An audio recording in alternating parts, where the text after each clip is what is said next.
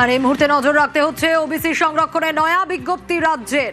আগের বিজ্ঞপ্তি বাতিল করে নতুন বিজ্ঞপ্তি। আরো একবার জানাবো, ওবিসি সংরক্ষণে নয়া বিজ্ঞপ্তি রাজ্যের তরফে। সোমরাজ রয়েছে আমার সঙ্গে। সোমরাজ, আগের বিজ্ঞপ্তি তো বাতিল করা হলো, নতুন বিজ্ঞপ্তিতে কি জারি রয়েছে?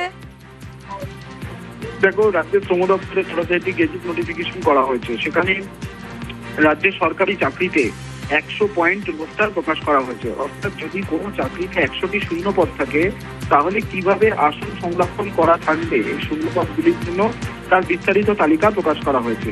এবং সেখানেই দেখা যাচ্ছে যে ওবিসি সংরক্ষণ নিয়ে আগের বিজ্ঞপ্তি বাতিল করে নয়া বিজ্ঞপ্তি জানানো হয়েছে এবং সেখানে বলা হচ্ছে সরকারি চাকরিতে 7% 7% ওবিসি সংরক্ষণ রাখার কথা বলা হয়েছে।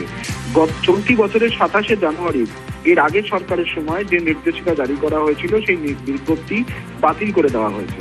এবং পাশাপাশি কোন কোন ক্যাটাগরির জন্য কত শতাংশ সংরক্ষণ থাকবে তার বিস্তারিত বিজ্ঞপ্তি রাজ্য সরকারের তরফে জারি করে দেওয়া হলো আজকে।